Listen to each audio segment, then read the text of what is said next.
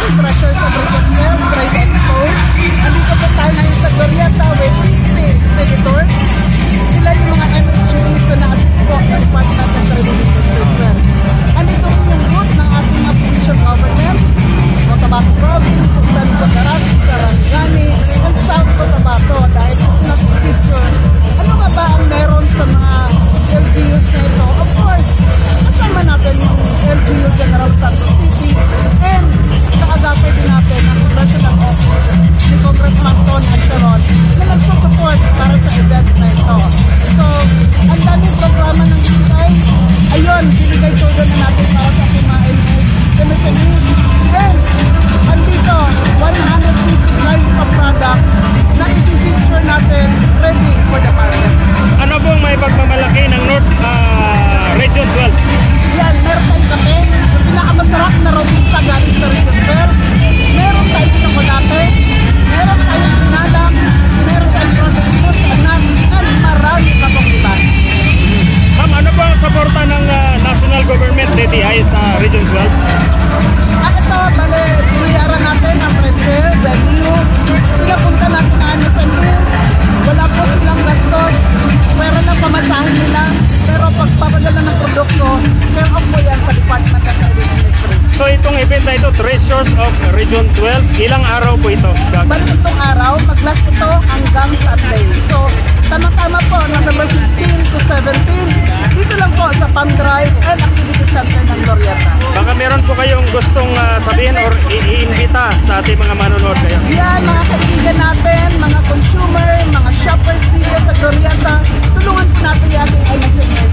Pumili po tayo sa kanila.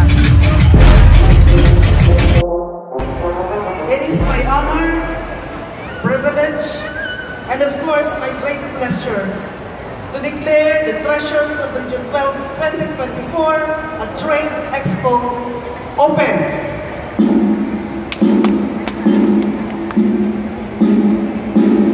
There you have it, ladies and gentlemen. The Treasures of Region 12 Trade Expo 2024 is officially open.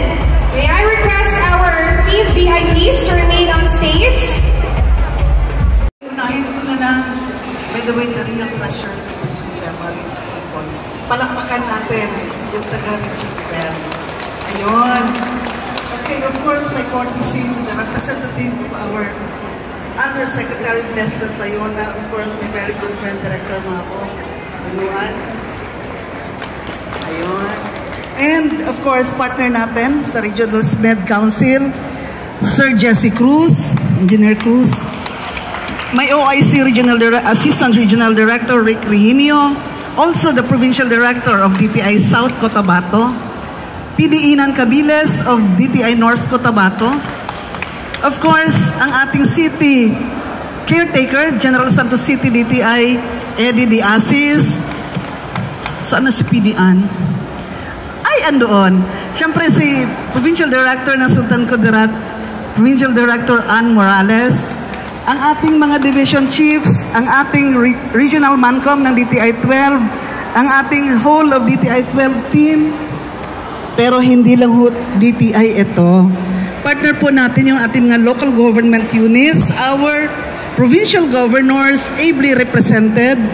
Andito yung ating mga economic, ano pa ba ang tawag doon? Lady po.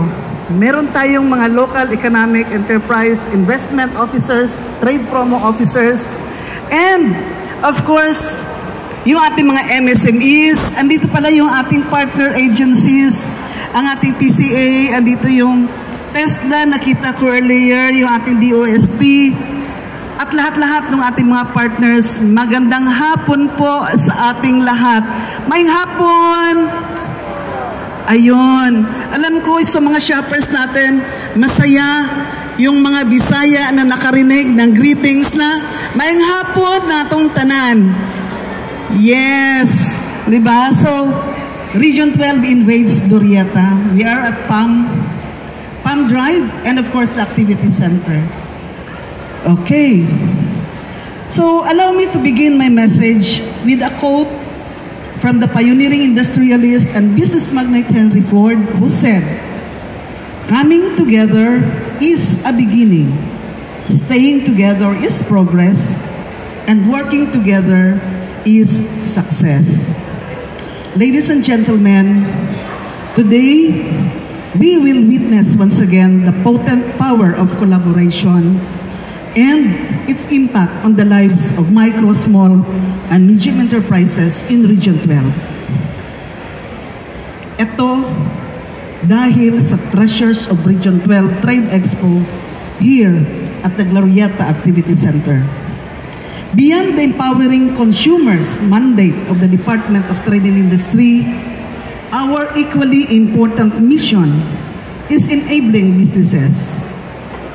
At DTI, we are committed to turning the country's goal of a globally competitive and innovative industry and services sector that fuels inclusive growth and job creation into a reality.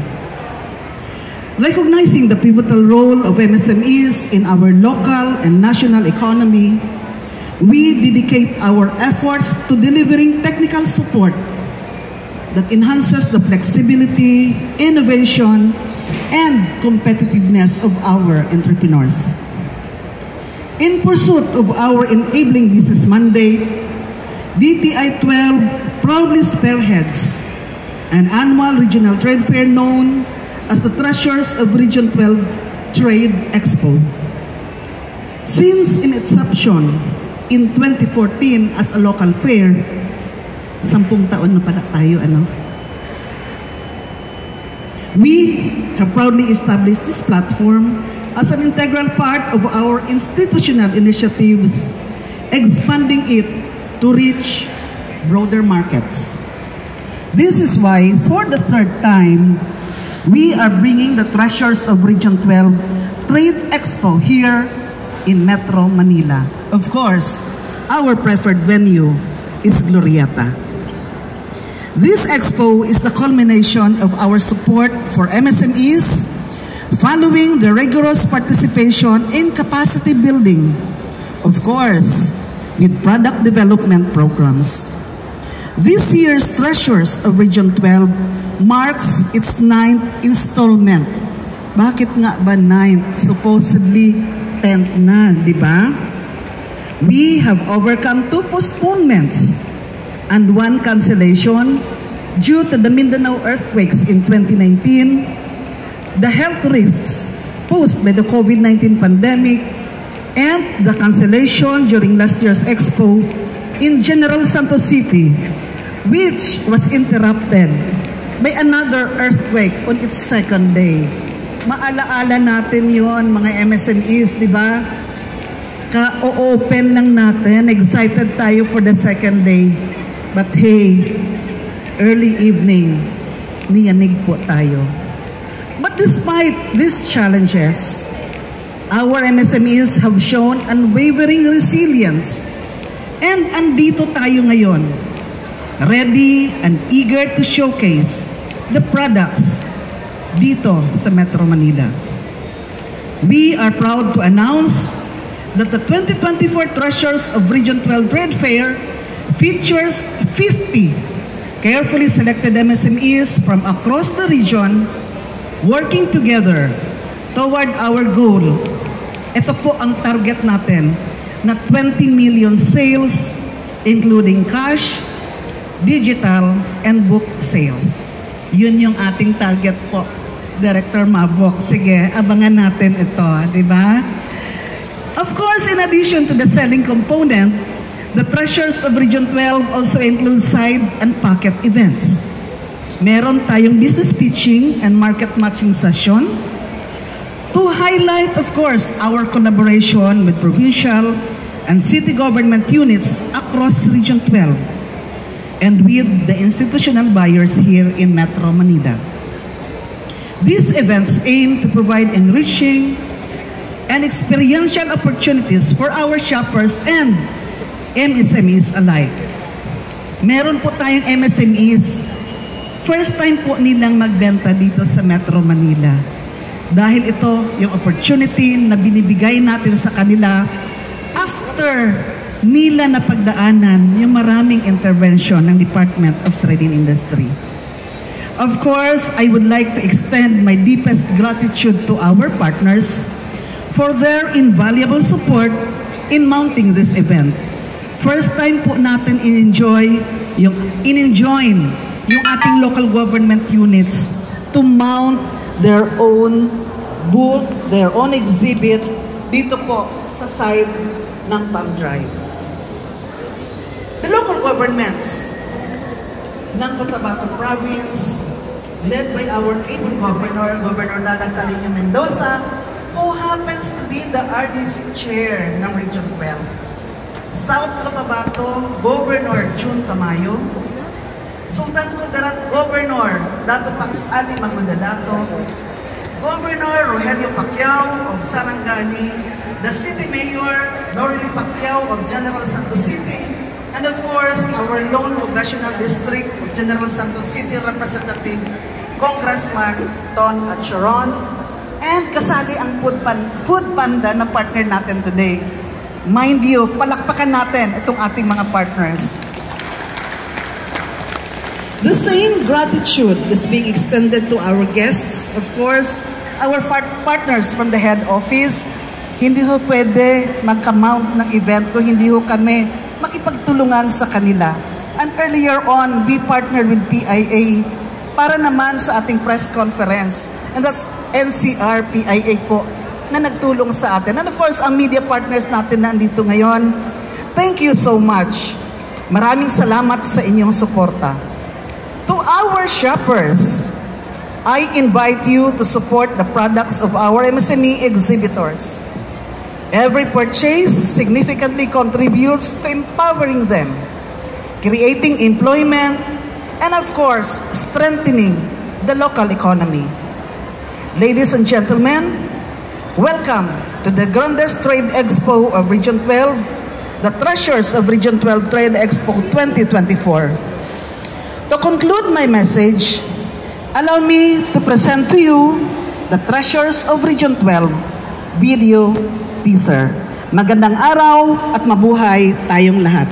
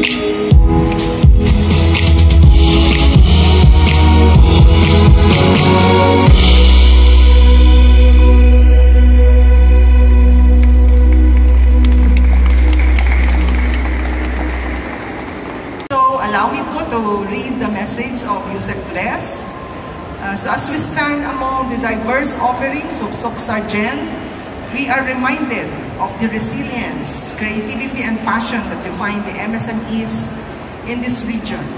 These treasures of Region 12 symbolize not only exceptional craftsmanship, abundance, but also the strength and spirit of Region 12 and a vision of sustainable economic growth and community empowerment. This year's theme, Buy Local, V-Vocal urges each of us to champion the unique flavors, textures, and stories behind every product from Region 12. You know, the best coffee, the best pineapple, the land of the dream weavers. Our vision is more than economic. It is about fostering pride in our homegrown products, appreciating the beauty of our heritage, and amplifying the voices of the communities who bring them to life. When we buy local, we empower a region rich with resources and talent to share its gifts not only to the national market but also on the global stage. So to all our MSME exhibitors, the DTI stands beside you, supporting you through programs like OTOP, Rapid Growth, and the shared service facilities. We are committed to providing more platforms, just like this expo, to propel your businesses forward. So under the dedicated leadership of Secretary Maria Cristina Roque, the DTI remains steadfast in its commitment to supporting MSMEs through a comprehensive 5-point agenda. So number 1 po is digitalization and artificial intelligence. Number 2 is diversification. Number 3, access to funding. Number 4, franchising. And number 5, mentoring and strategic learning. So yung digitalization po and AI, through this adoption of digital tools, MSMEs can enhance efficiency in operations, better manage their inventory and supply chains. AI technology further empowers them to personalize customer experiences, anticipate trends,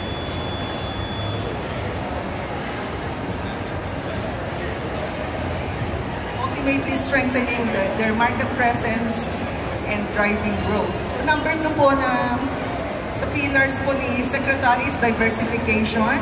This is essential to ensure stability and long-term success. We should not just rely on one source of income or revenue because this is risky. So we have to explore multiple income streams to help protect our businesses from economic shifts. And number 3, access to funding.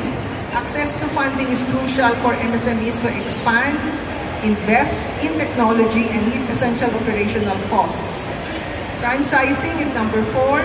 It offers our MSMEs a strategic way to expand by using established brand identities, training resources, and support networks, reducing the risk that come with starting anew. And last but not the least, mentoring and strategic learning. Mentorship offers MSMEs critical guidance in best practices, strategic decision-making, and problem-solving. This event is more than a trade fair. It is a celebration of collaboration. So nakita natin lahat kanina, ang daming suporta from our LGUs, from the private sector. So this event brings together public and private sector partners from our local government units, our institutional buyers, to help ensure our MSMEs gain the exposure and connections they need to thrive. With business matching, fashion shows, and product demonstrations, we aim to inspire the public not only to buy, but also to celebrate and advocate local. So as we engage with these products and with our MSMEs, may we feel pride, love, and dedication that each one embodies. Every purchase is a pledge to uplift local communities, sustain livelihoods, and build a stronger Philippines. Together, let us buy local, be vocal, and let the treasures of Region 12 shine. Thank you, and mabuhay. Congratulations. Thank you very much, Director Bunon, for delivering.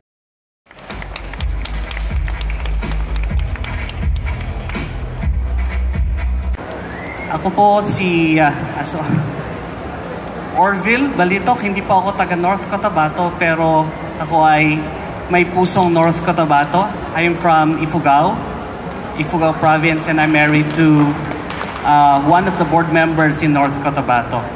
But he has, unfortunately, Gov Lala was not able to make it today due to an equally important matter in the province, and thus she sent me to read her message of support to this event. And so, babasahin ko po. Distinguished guests, exhibitors, partakers, and spectators of the Treasures of Region 12 Trade Expo 2024, a very good afternoon to all of you.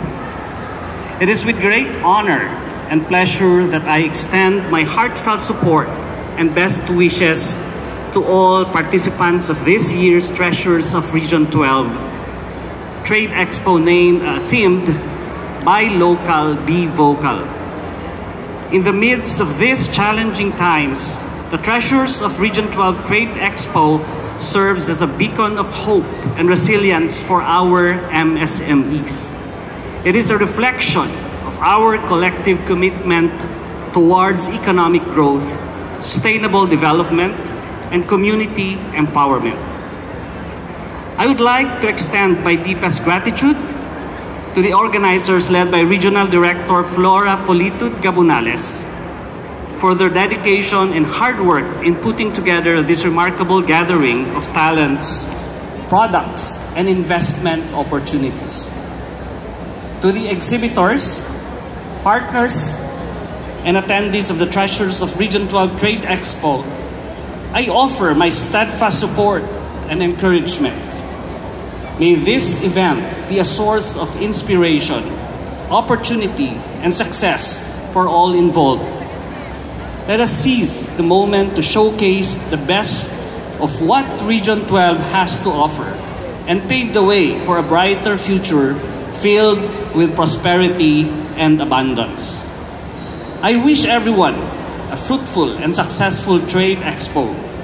May this expo be a showcase of the boundless potentials and treasures that our region has to offer. May it pave the way for more opportunities, collaborations, and innovations that will benefit not only our local businesses and our region, but also our country as a whole. Mabuhay ang lokal na industriya, mabuhay ang Socsargen, mabuhay ang bansang Pilipinas. Thank you.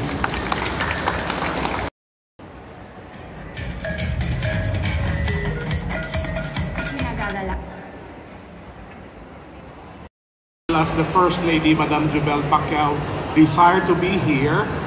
Pero po, we are preparing po kasi for the 32nd and 22nd Monotop Festival. And so therefore, the good Governor Rogelio D. Pacquiao and Madam Jubel R. Pacquiao extend their warmest regards to each and everyone this afternoon. And I am here to read the message of the good governor. Allow me to read his message. To all our honored guests, esteemed partners and stakeholders, Region 12 small and medium enterprises, at sa lahat ng mga mamamayang Pilipino na naririto, isang magandang hapon sa ating lahat. I send my warmest greetings to all of you as we gather together to celebrate the treasures of Socsargen and showcase to the whole country the richness of our local culture and boundless potential for our regional industries. Ngayong araw, ating ipinapakita ang tunay na kayamanan ng ating rehiyon. Ito ay ang ating masisipag na mga mamamayan, ang ating mga local farmers, pati na rin ang mga small and medium enterprises, our bountiful resources and craftsmanship o mga likha.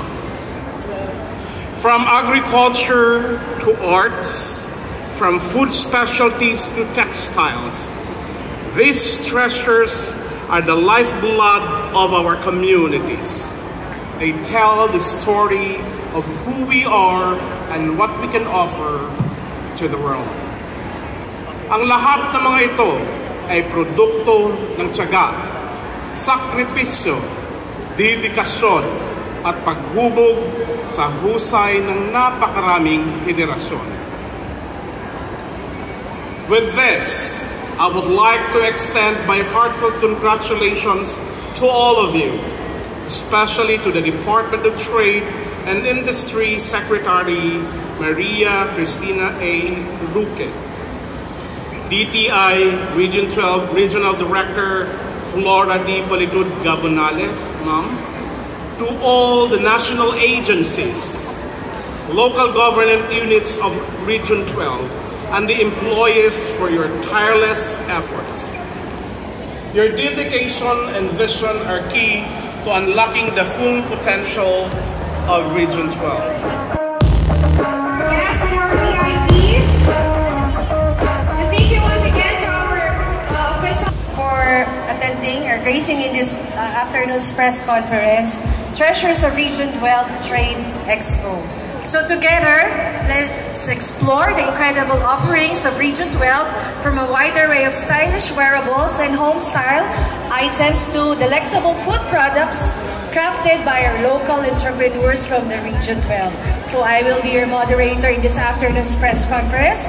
I am Jel Guzman Basho from the Philippine Information Agency, National Capital Region. So to start off our press conference for this afternoon, may I kindly call on the Regional Director of the DTI Region 12, Ms. Flora Politud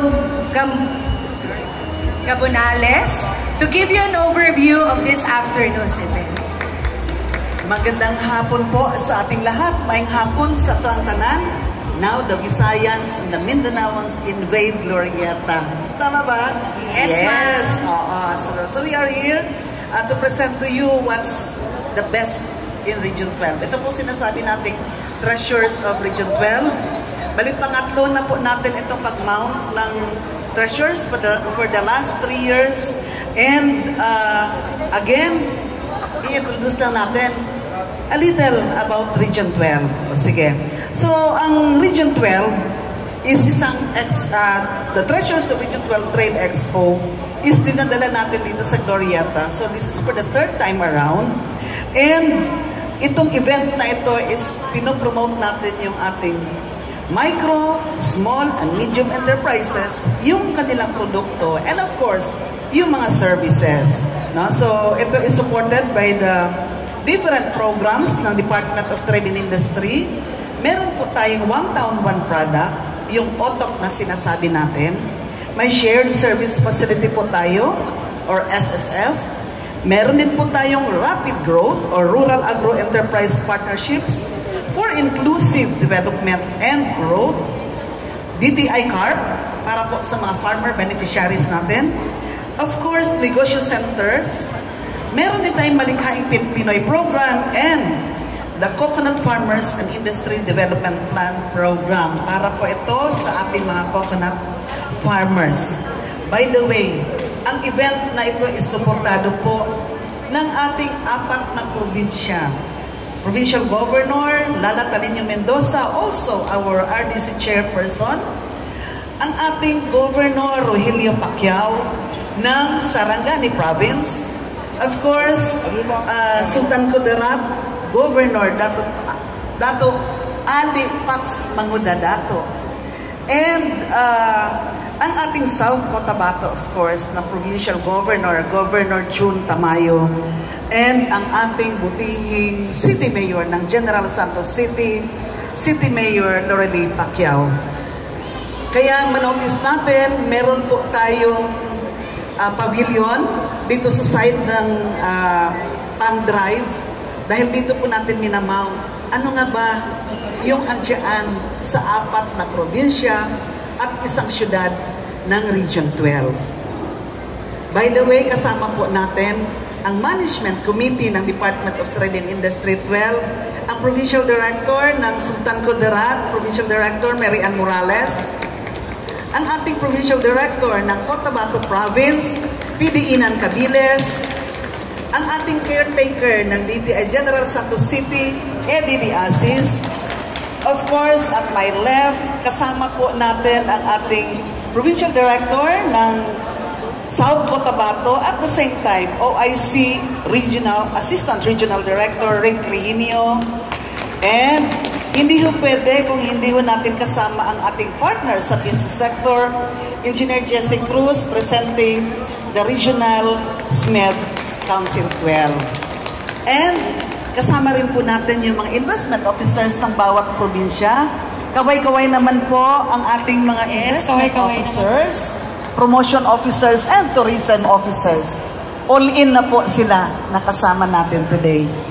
And syempre kasama natin yung ating team, DTI 12 team, kaway-kaway naman para ma-recognize tayo. Ang yan, andun sa likod. And syempre kasama natin yung ating PIA, NCR, kasama po natin yung ating media friends na nakabase dito sa Metro Manila. Masaya po tayo.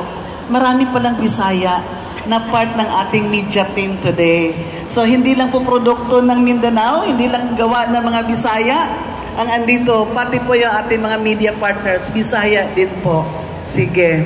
And etong event na ito, of course, serve as a market development strategy ng DTI 12 para madala po natin yung produkto natin dito sa Metro Manila mismo. And again, na-mention ko na kanina, may pavilion po yung ating provincial LGUs na andito sa Palm Drive. Yung ating mga MSMEs naman nasa activity center nitong Glorieta. Para ano nga ba at meron tayo event na ganito? Of course, dala-dala po natin yung ating 50 na MSMEs para po, syempre, makabenta, makakonect with the potential buyers, and may expand po natin ang share nila doon sa domestic market. By the way, para po sa ating mga shoppers, lahat po ng exhibitors natin this year is pwede na pong gumamit or tatanggap ng inyong bayad using e-payments, digital payments, and other e-commerce facilities. Kasi napapansin natin, bihira na po ang nagdadala ng cash dito sa Glorieta. And syempre, as organizer nitong event na ito, ang target natin dito is to come up with a sales na 20 million pesos para sa ating mga MSMEs. Kasi nga, ang true measure, ang panukatan po ng pagiging effective nung aming mga interventions, no, hindi lang ng DTI, kung hindi kasama na rin yung ating mga partner agencies, is whether mabenta ba yung mga produkto ng ating mga MSMEs. Yun ang tunay na sukatan. And sa ngayon, may mga bago po tayong initiatives na gagawin. So alongside with pagbebenta, meron po tayong gawaing fashion show. May mga mini shows po tayo para maipakita natin ano nga ba yung gawa ng Region 12, ano nga ba yung pwede pang paggagamitan ng mga fabrics na galing ng Region 12, paano ba natin na i-transform into crafts and fashion accessories and fashion wares yung ating tinalak at iba pang hand-woven fabrics. Napapansin po ninyo yung suot-suot po ng ating secretariat at organizers. Nako, crafted po yan ng ating mga manlilikha sa Region 12. And sa ngayon po, meron din po tayong business pitching sa ibang venue po dahil gusto natin, yung mga institutional buyers naman, is makausap nila mismo yung mga producers. Malay natin, merong gusto mag-invest, merong gustong bumili, at meron din gustong magiging representative ng mga companies natin sa Region 12 na nakabase dito sa Metro Manila. Ayun, yun pa lang po ang introductory. Ano nga ba ang treasures of Region 12? And mas makikita ninyo pag mapasyanan po ninyo yung kanya-kanyang booth na andito sa Palm Drive at of course sa activity center natin. Ngayon po, ano pa ang dapat ninyong malaman about Region 12? Ayun, I will give the floor to our OIC Assistant Regional Director, Rectoniel Rehinio, para naman sa konting trivia about Region 12. Rick? Thank you, RD. Isang magandang hapon sa ating lahat. Kami ay nagagalak at tayo ay nagkita-kita para sa isang productive interaction para mapakita namin sa inyo yung aming produkto at galing dito sa lugar ng NCR. No? Kung ating pag-uusapan ang tungkol sa Region 12, medyo mahaba kasi medyo malawak ang story behind the creation ng Region 12. No? Pero para sa panandaliang presentation, Region 12 ay composed of 4 provinces and 4 cities. Ito ay tinatawag na SOCSARGEN, no? Dahil acronym ito ng lahat ng probinsya at ng city na nakapaloob sa ating rehiyon. No? Ngayon, itong Region 12 ay reconfigured only in 2023, composed of regions 11 and 12, combination of the 2 regions na naging Region 12. No? Kaya ito ay nakalagay sa Southern Mindanao. Allow me to mention, no, yung ibang mga importanteng makikita natin sa Region 12. Ang regional center ng Region 12 ay makikita sa Coronadal City, South Cotabato.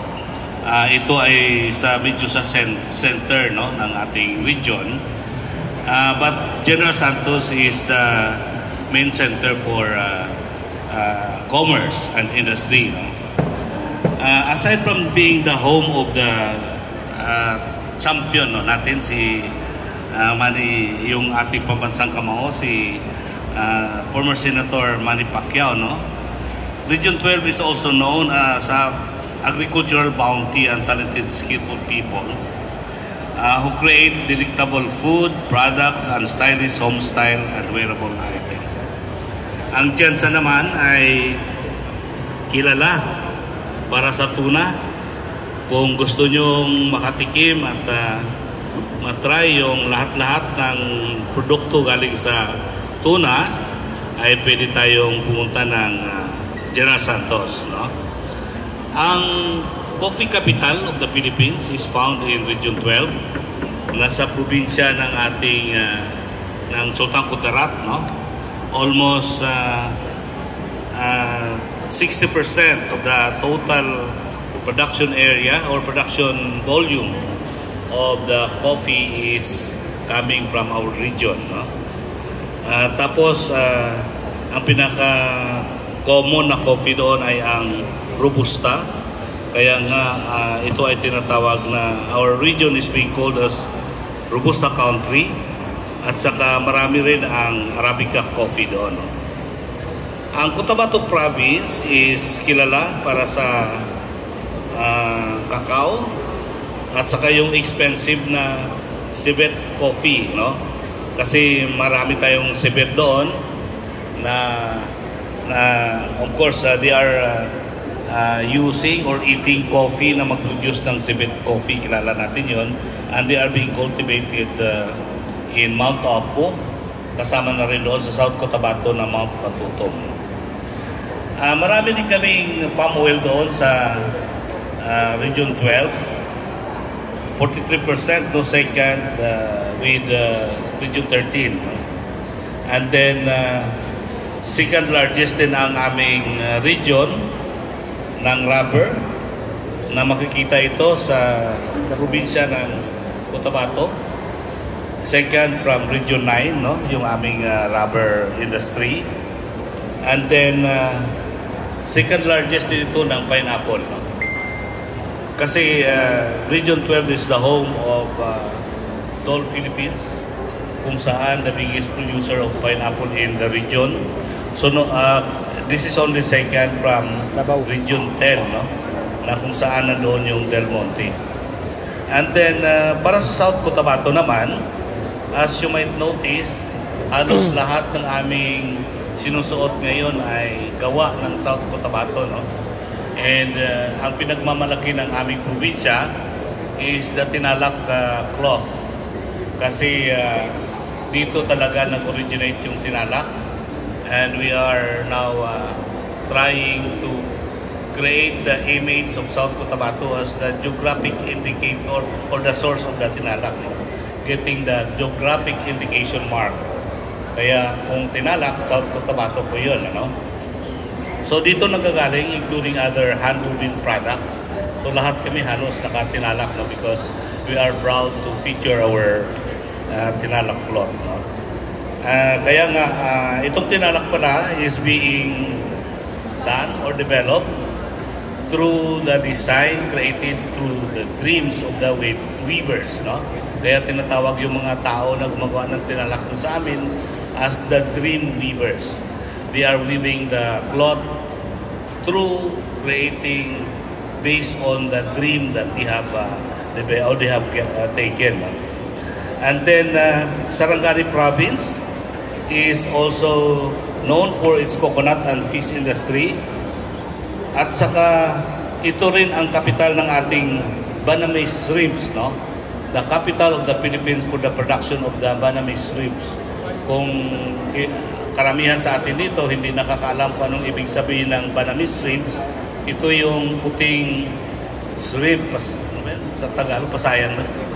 Puti na doon lang makikita sa Sarangani province. Masarap ito masyado, no? So all those are the features of, hindi na natin sabihin ng marami dahil nga mauubusan tayo ng oras. Those are things that important information na pwede natin makukuha about Region 12. Thank you. And so thank you very much, RD Flora and ARD Toniel. Did I get it right? So marami po tayong natutunan ngayong hapon, ano, because I myself from the NCR, marami po ako natutunan about the Region 12. So sabi ni Ma'am kanina, right now we have around 50 MSMEs. So for those who are here, our guests and mall goers, they can drop by at the activity area later after the event.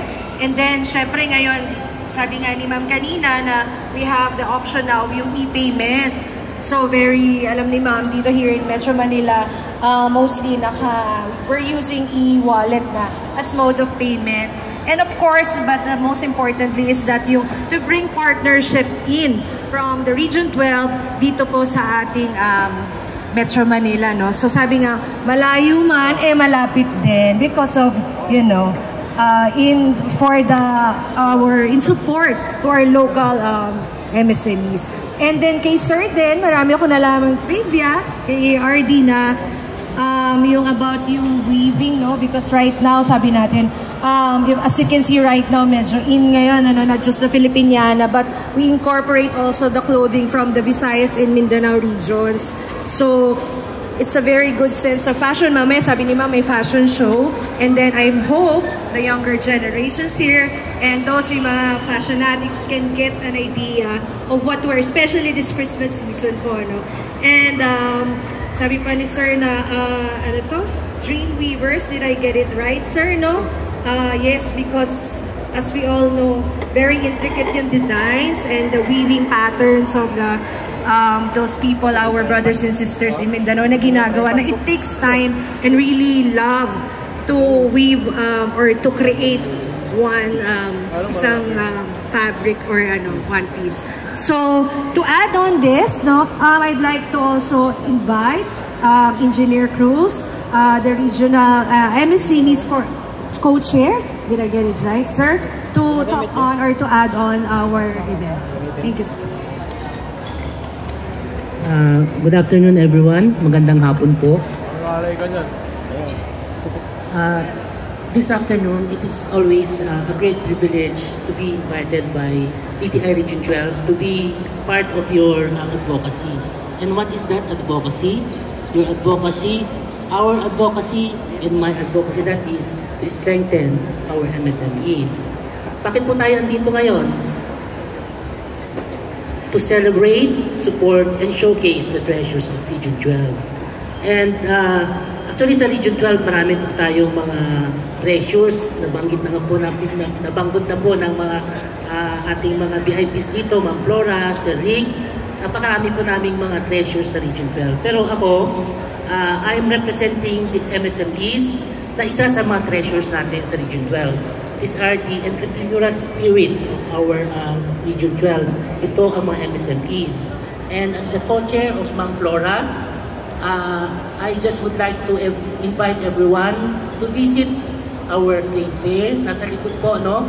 So to all our mall goers, every one of us, please visit us at the back. Sabi nga natin, support local, buy local, wear local, use local, eat local, because locals love local. So, dapat tignan nyo si Ma'am, oh, gaganda, di ba? Nakasuot sila very local products yung mga yan. Makikita yan sa likod, no? Maraming pong mga food products kami doon na sabi nga nila, sikat kami doon. With the shrimps, coffee, kami na ang number one, di ba? Number one na producer, number one producer na kami ng coffee. Although wala pa sa listahan, wala pa sa record, pero kami na po. Sabi na sa record yon, pero wala pa siya sa pangalan. Kasi, di ba?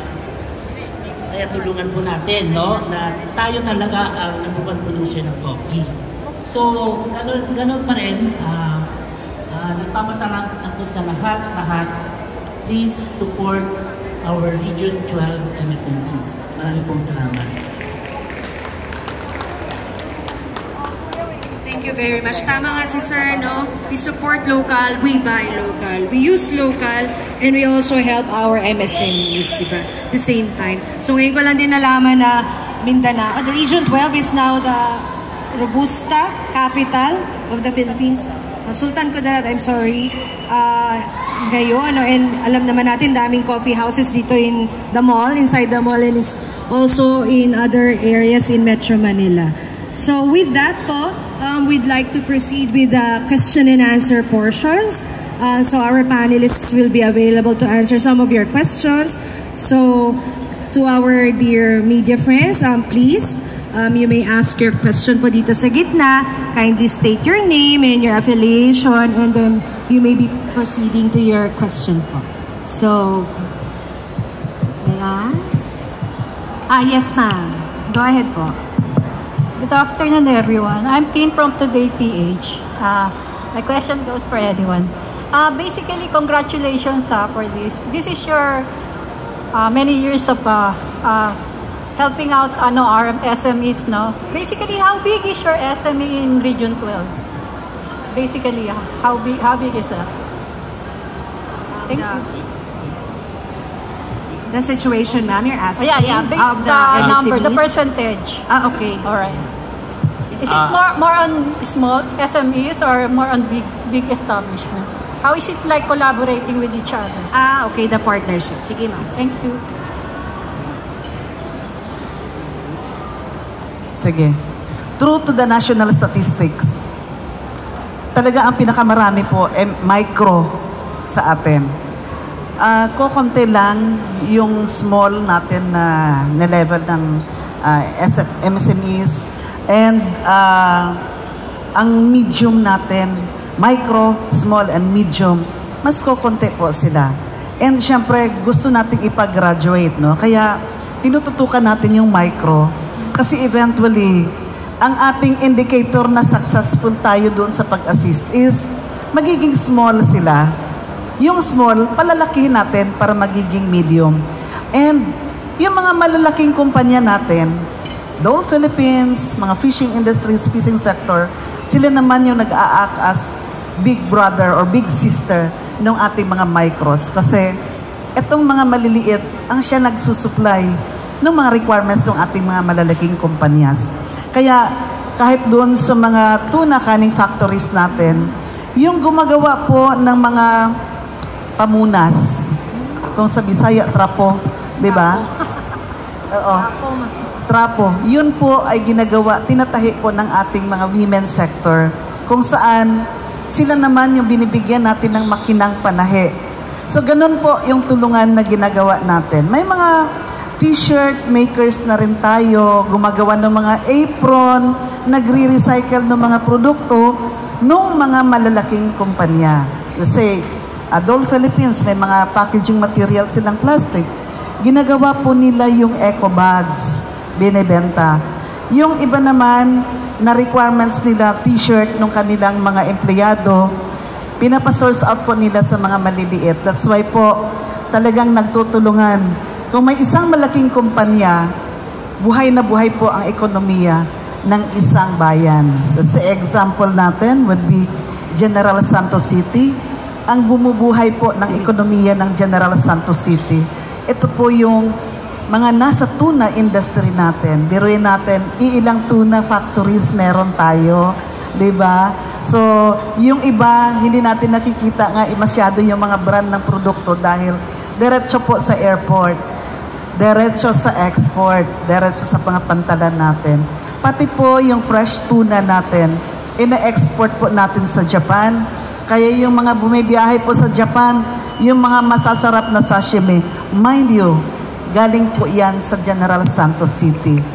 Kung nakapunta po kayo at nakasakay kayo sa ating mga eroplano sa Jensen, nako, yung malalaking eroplano po lumalapag sa Jensen Airport, hindi lang po dahil sa pasahero, kung hindi po dahil sa tuna at iba pang mga produkto na sadyang kinakarga, dinadala po from Jensen, lalapag lang ng Metro Manila yan.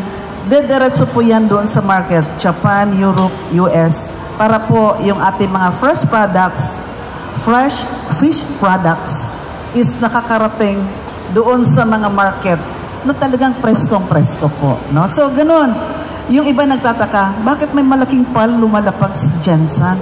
Bakit yung malaking Cebu Pacific andun lumalapag?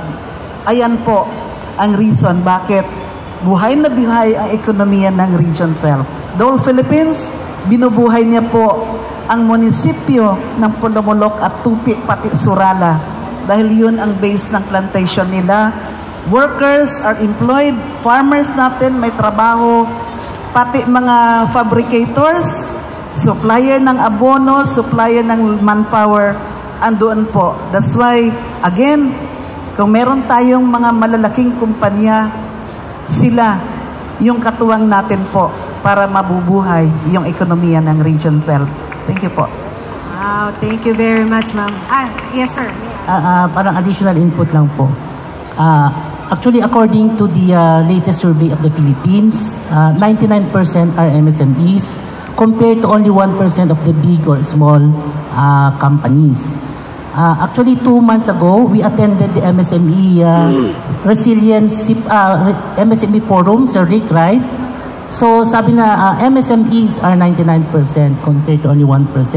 Kasi when we define MSME, ito yung mga enterprises with not more than 100 million capitalization, not more than 100 million in asset size except land, ma'am, lot. MSME, M is micro, small, medium. When we say micro, ito yung mga businessman, enterprises with not more than 3 million asset size, excluding lot. And then medium, from 3 million up to 15 million. Small is 3 million up to 15 million in asset size. And medium, from 15 to 100 million in asset size except land. So, yun nga, sabi ko po, 99% compared to only 1% of the big company. Thank you very much po. Yes po, si ma'am muna, sir. Please. Please state your name, ma'am, and your affiliation. Thank you. Good afternoon po. Marita Muay, Philippine News Agency. Of the many products na sinabi kanina ni Sir Regino from Region 12, ano po yung mga products na fini-feature nyo ngayon sa Expo dito? Ano yung mga dinala ninyo from Region 12 na you think na pupuntahan at titingnan ng mga mamimili dito sa Metro Manila? Actually, yung mga produkto natin dito ay produktong gawa ng 50 MSMEs na nagdaan sa masusing proseso. No? Ibig sabihin, they were evaluated according to the parameters and criteria para makaparticipate dito. Ang karamihan dito, they are processed product. Mga process na ito, ibig sabihin ng galing sa raw materials. No? Coffee base, lahat ng variations ng unit ng presentation sa coffee na dito, no?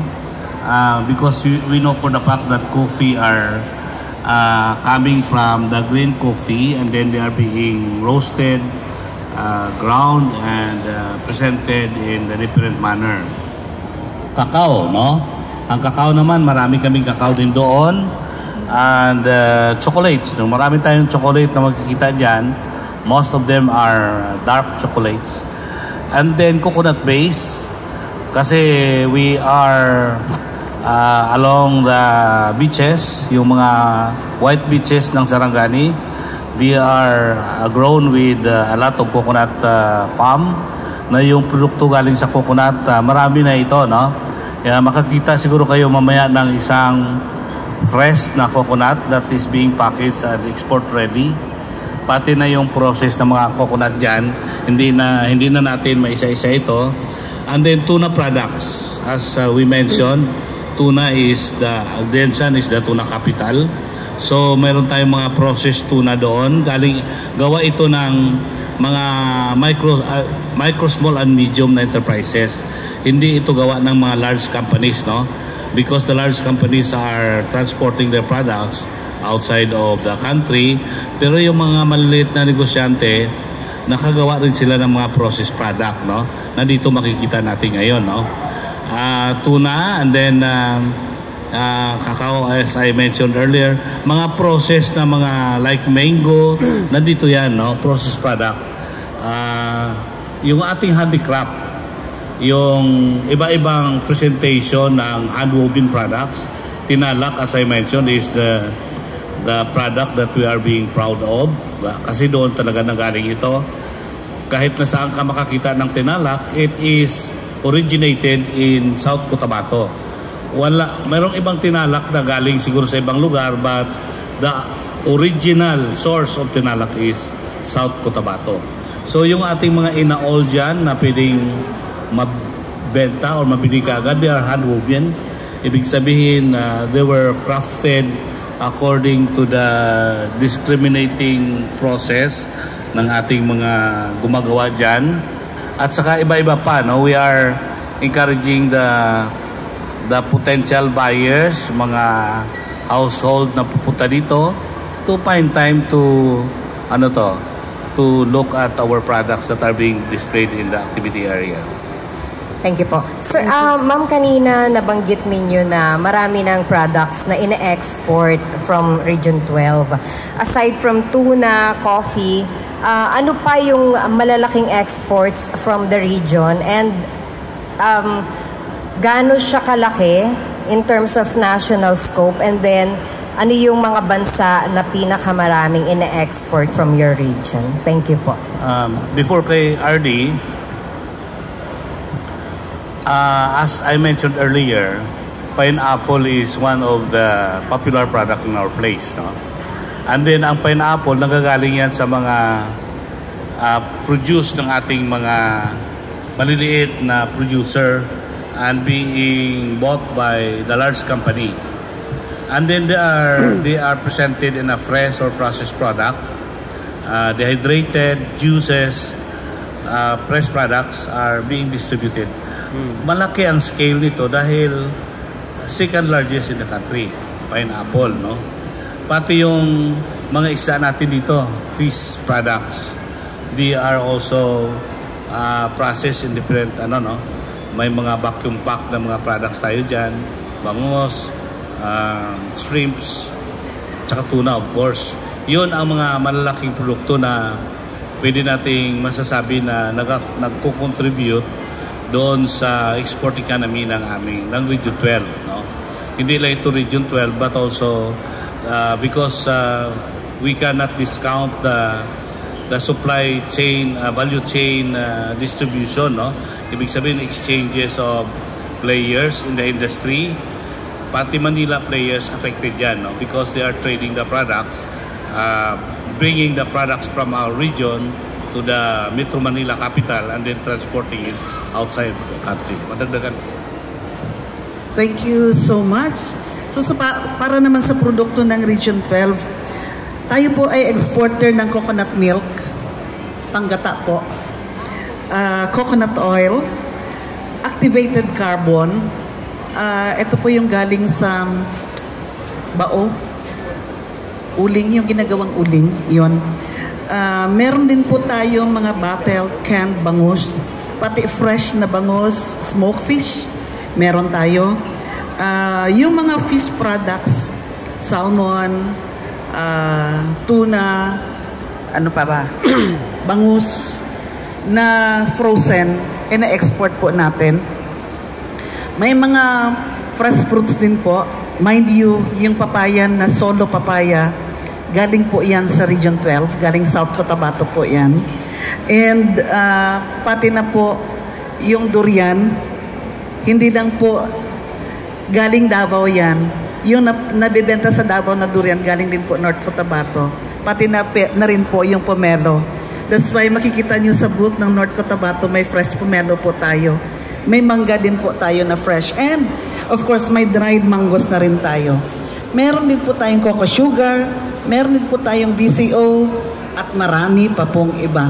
Bibigyan din natin ng chance yung ating buying public, yung mga shoppers natin. Puntahan po natin isa-isa. Ano nga ba itong pinagsasabi ni RD na mga produkto ng Region 12? Nako, andito lang po sa Activity Center. Thank you po. Ayan. So maraming salamat, ma'am and sir. So next question, sir, please. Good afternoon. My name is Jose J. Santa Barbara. I'm from the UP School of Economics. I'm a research economist. I'm a participatory action research specialist. I'm a social scientist and a missionary based in the whole of UP Diliman. I have 3 points. Now, can I react to your, ma'am, to your what you said about fish, tuna? I've been watching, I hope everyone here is watching the CNN in Atlanta, Georgia. And there was this report that the sea now, the oceans we have here now, is being abused and being too dirty and something like that. And the fish being caught in the sea are filled with this mercury. And so, you know, I always go to the public market, Balintawak, and I try to convince my mom that, you know, I only buy bangus and tilapia because these are not produced in these are produced in ponds, man-made ponds, so these are not part of those getting the mercury. The second point is about the VCO. You know, my sister is in California, and my sister used to give us VCO coming from California. And then my third sister from the TTI as well, work at TTI International. My sister mentioned this. She retired already 3 years ago, and my sister, we have here the raw materials of coconut. So we export these coconut materials to the States. Why do the States bring this back in final product of VCO? So that is my point. So actually, this is my question. I am, you know, I've been telling this to UP Diliman, you know. The complete learning process is theory and practice, right? So I was able to break the cycle of theory in UP 4 times.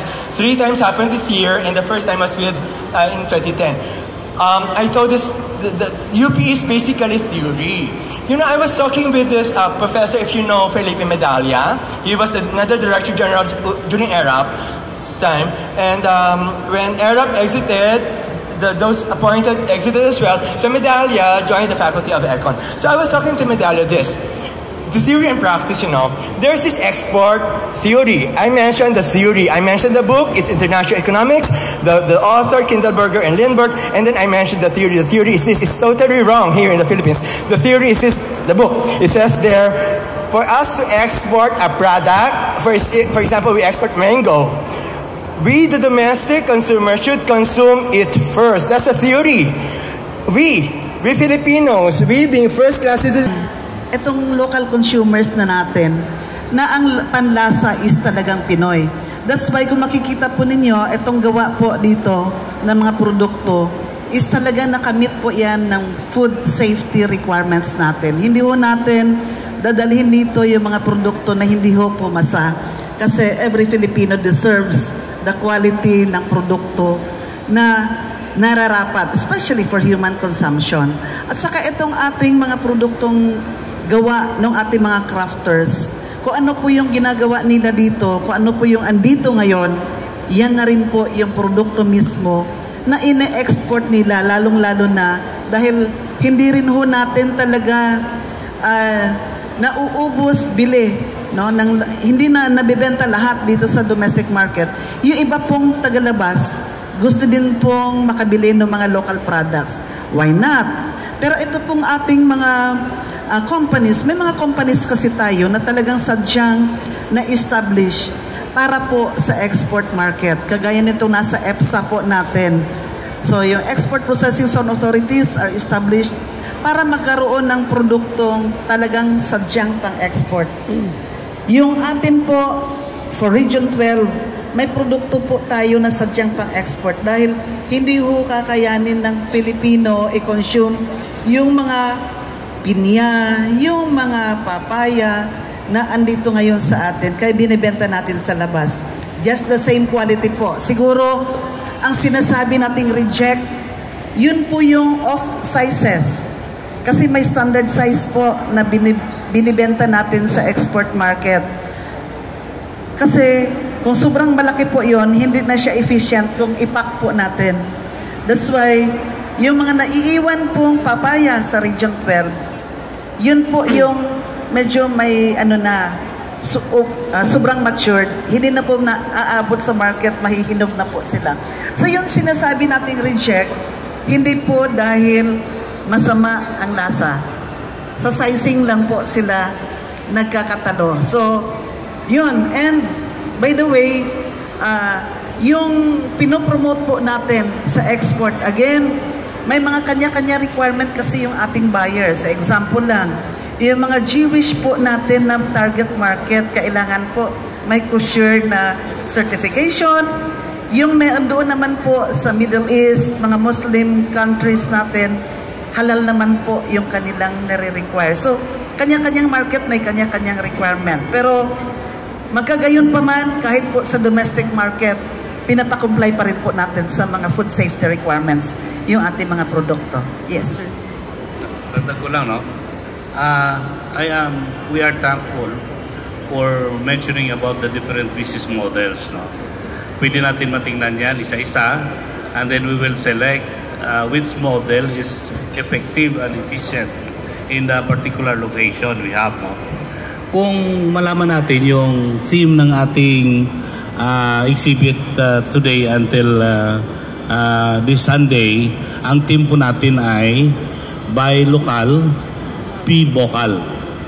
Ibig sabihin, we are encouraging Filipinos to buy local and be vocal about it. We mention, we broadcast, we promote the products that we have bought from Filipino manufacturer, no? Part of our advocacy ngayon is for the government institution to ensure, lalo na yung mga LGU, na magkakaroon ng advocacy at saka ilagay ito sa either executive order or ordinance na dapat yung ating consumption sa locality ay nanggagaling sa ating mga local producer or manufacturer. Kasi ang intention dito is we only utilize the products that are made available locally and then helping our local manufacturers or MSMEs grow by getting the income or sales out of the procurement of our local institution, be it government or private. So ngayon, ang sinasabi natin na bakit nag-export tayo at saka binabalik, no? We are trying our best to do the value adding in our place. Pero there are occasions that the value adding process is probably more efficient if we are going to bring it in other places. Yun ang model na siguro in some occasion is more effective and more efficient if we do that. Pero ina-advocate or parang ini-encourage natin na talagang dito natin gagawin yung value adding activity para naman hindi lang immediate na profit ang makuha natin, but multiplier yung nagawa natin. Marami ang mag-benefit, marami ang mag-employ, marami ang income na magagawa, no? So yun, ang isa pang effort natin is we are trying to produce product that are import substitute. Ibig sabihin, if ang mga produkto ay karamihan ng ating mga produkto ay galing ibang bansa and they are being imported, we are trying to do something na makagawa para i-substitute yung mga product na ini-import natin. So yun ang ginagawa natin. We are partnering this one, and in fact in the Innovation Act, pinapartner talaga namin yung academic sector, no? Yung academe, no? UP and other academic institution in our locality, because we know that the academe is the center for excellence. Ibig sabihin, nandoon nanggagaling ang idea, yung research and development is being done by the academic sector, at saka it is being translated into product reality ng ating mga enterprises. Parang pinopromote ito para naman i-adapt ng ating enterprises to utilize the research and development that are being produced by the academic sector. So maganda yung mention natin about the different models, and we see to it that what particular business model is appropriate para sa particular product at para sa particular locality. Thank you. Thank you very much. Yes, sir. Dagdag din po about sa mga export, sinasabi ni Sir. Actually, karamihan din ng mga problema na aming mga MSMEs, hindi raw sila makakompete sa market. Bakit? Kasi wala daw silang mga FTA or whatever, no? Pero pag lumalapit sila sa amin sa MSME Council, sinasabi namin, bakit hindi kayo makakuha ng FTA ninyo? Kung sumusunod lang kayo sa mga regulations, sumusunod kayo sa mga measurement nila, kayang-kaya, di ba? Malinis ba ang tubig ninyo, ang workstation ba ninyo, malinis din. So, with that, ma-regulate natin yung mga ating mga MSMEs na ma-regulate natin ang mga produkto na lalo-lalo na ipadala natin sa labas, di ba? So, kaya andito rin tayo para tulungan sila. Kasi kailangan talaga nilang, para mag-compete sila, kailangan nila ng FDA. Hindi lang ito nag-regulate sa kanilang mga produkto. And one thing more, we have other government agencies, marami po sila, na tumutulong para for the better quality of their products. Like UST and Gento para ma-maintain ang mga quality. So, especially mga halal, di ba sir? Like, sa mga mga halal products natin. So, marami pong mga agency na nag-regulate sa ating mga MSMEs. Thank you very much. Yes sir. Mayong hapon ma'am, Laura, at sa mga kababayan ko sa Region 12. Ma'am, ako po ay lumaki sa farm. Farm, sir? Opo. Pero ako po ay lumaki sa farm na hindi ko nakakalimot. Opo. Kasi naalala ko po nung bata pa ako, marami po kami mga niyog, mga rubber at mga prutas. Alam po natin na ang Mindanao, lalo na po sa Region 12, may food basket po yan sa ating bansa. Pero kung babalikan ko po nung araw, kung gaano karami yung mga niyog namin at mga produkto, medyo kaunti na po ngayon. Kanina kasi nabanggit niyo po yung niyog. Usually ngayon, ginagamit po natin mga kababayan. Smuggled na po, galing China. Mga produktong China. At ang smuggling po ang pumapatay po sa ating mga local products. Meron bang ginagawa ang DTI or kahit sa ang national government ng DTI para paano masawata itong smuggling na pumapatay sa ating mga local products? At second, gaano po kalaki ang lugi ng local products na epekto ng smuggling?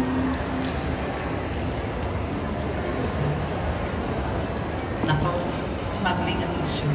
Medyo hindi yata sakop ng DTI. Pero anyway, nabanggit niyo po yung nyog. Kasama po sa binibigyan natin pansin ngayon yung ating coconut farmers.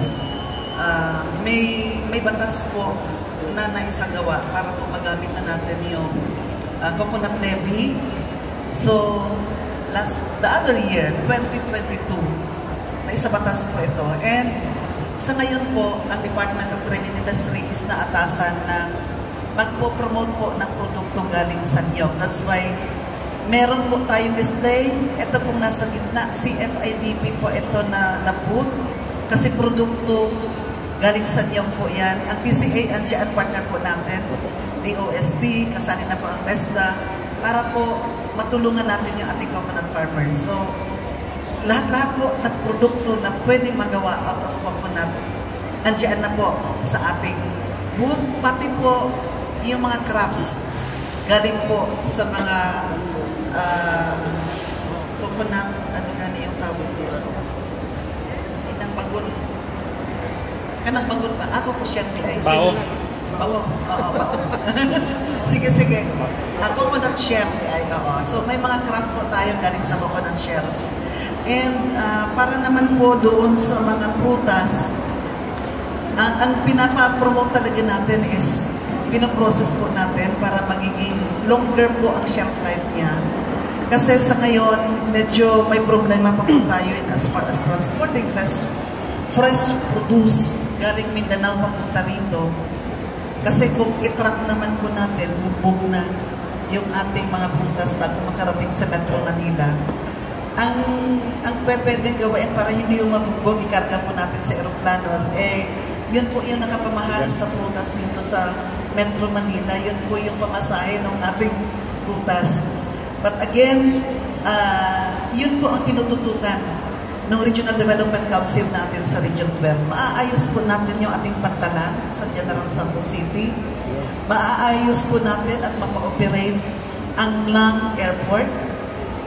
Matapos po natin, hopefully, yung funding po, nag-agree po lahat ng agency. Sige na nga, i-focus natin yung funding support para sa port facility, airport natin, para madala po natin yung produkto sa Mindanao.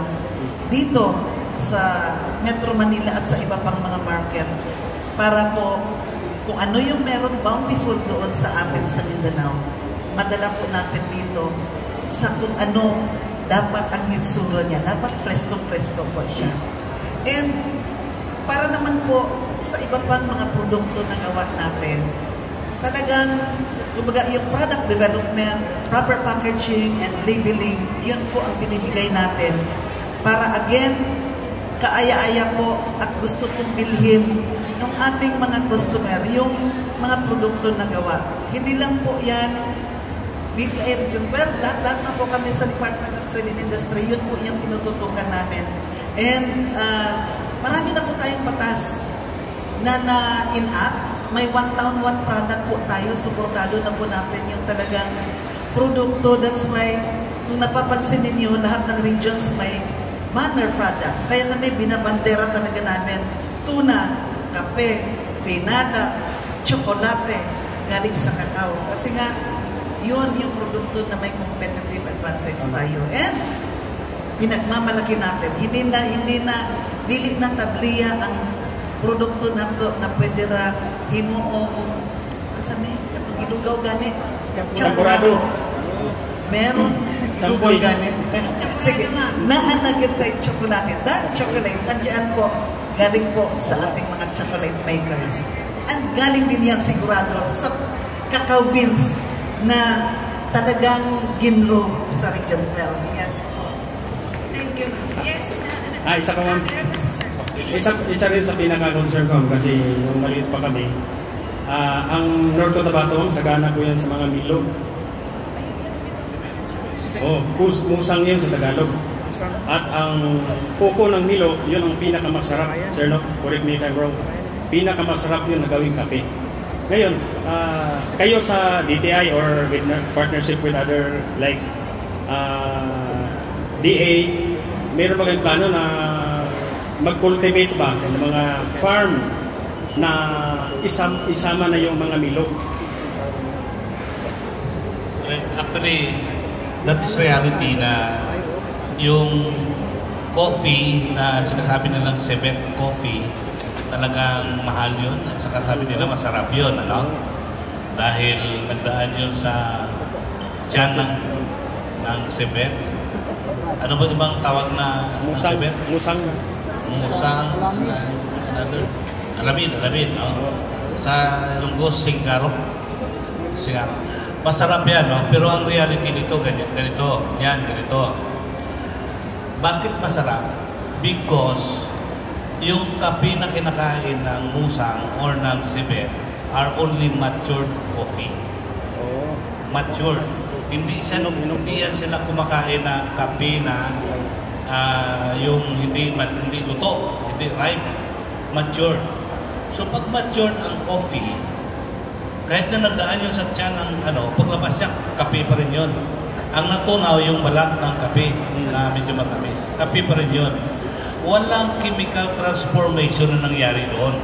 Ang reality lang is because mature yung kape na kinain niya. Kaya kung i-process na natin ito, masarap siya dahil mature. That's why we are encouraging na kung mag-harvest tayo ng kape, yung mature talaga. Kasi masarap yun. At saka yung mga coffee shop, hindi nagabili yan kung hindi mature coffee.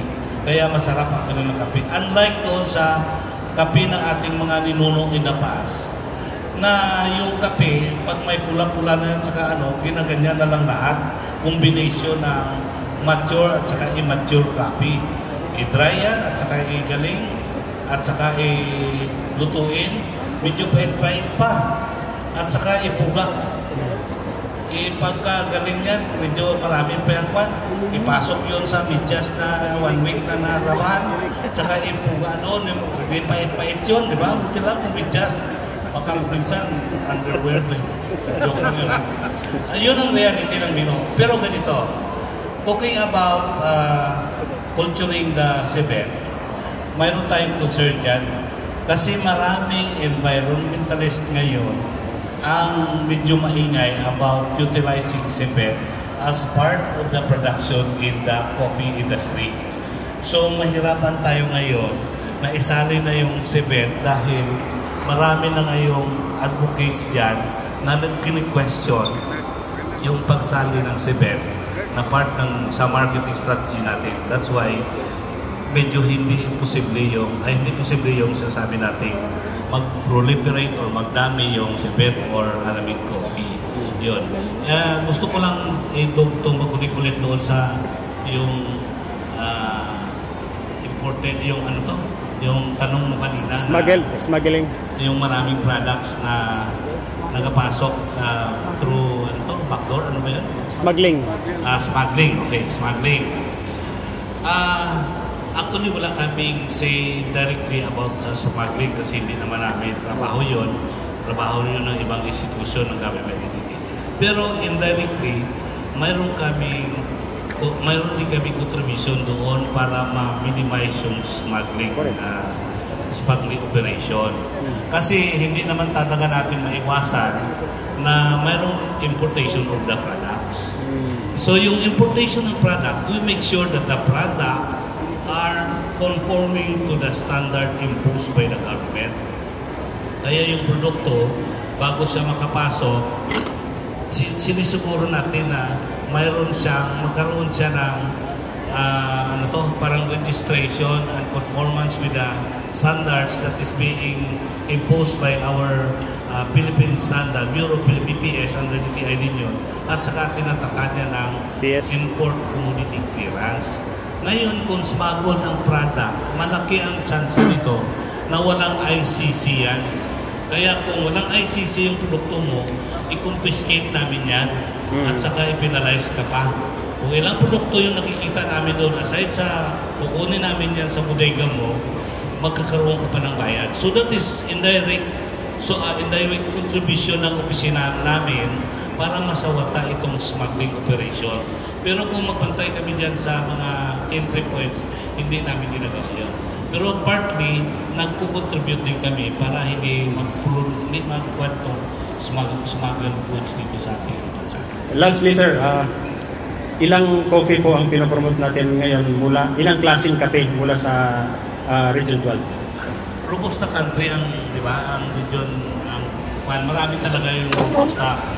Pero hindi rin nawawala yung Arabica. Kasi Robusta and Arabica are the two most type of coffee na common doon, pero pinakamarami Robusta. Ngayon, iba-iba yung yung feature ng Robusta at saka ng Arabica, no? Ang Robusta sa taste, ang Arabica sa amoy. So kung aroma, kung i-blend mo yan, lalong sumasarap. So we are promoting both of them, pero ang marami talaga is Robusta. So ilang klase po sir? 7, 5? Yung iba naman may Excelsia, may iba-ibang klase, pero yung common is Robusta talaga at saka yung Arabica. As to, dagdagan ko na lang yung kape. Yes. Meron po tayong ground coffee. May coarse ground. Meron din pino ang pagka-grind. Meron din po tayong whole beans na dyan. Palagi ko meron pang green coffee beans kasi yung iba gusto sila po ang mag-roast. So, depende kung anong kailangan ng market. And kung sakali hindi available, pwede rin naman kausapin yung mga entrepreneurs natin kung ano yung requirement. Yung customer na po ang seller ang mag-usap. Anong klase? Kasi pwede rin naman ipapadala yun kung sakaling may order. Sige po. Thank you. Thank you very much. Yes, sir.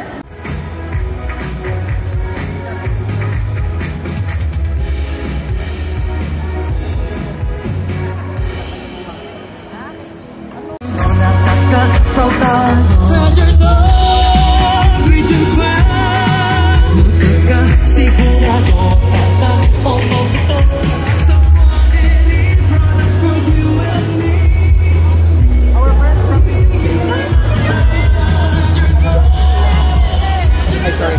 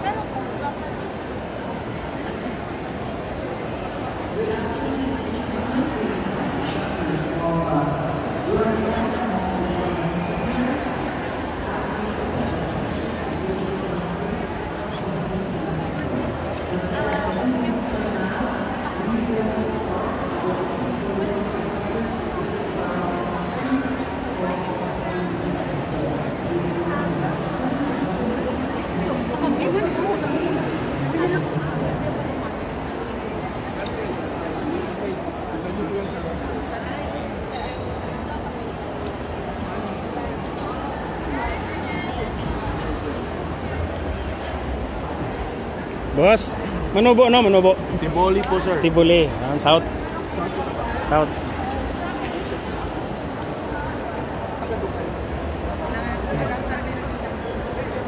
North, South.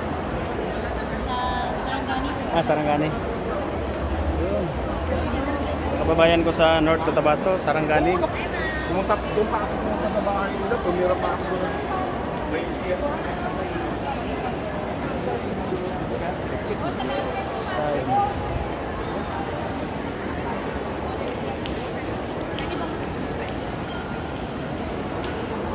Salamat.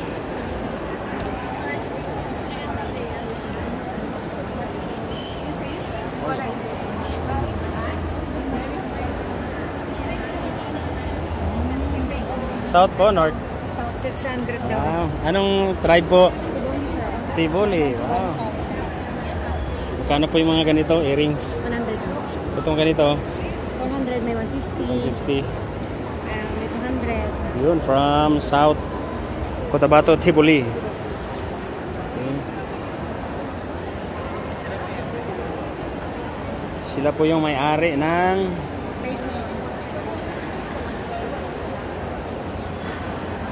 tawag doon sa lugar na mayroong malawak na lake. Tulon. Mayroon pa isa. Mayroon pa. Lake Cebu. Magkaiba kami ng lake. Ibang lake. Maraming lake ang South Cotabato. Yun. 3 days ito.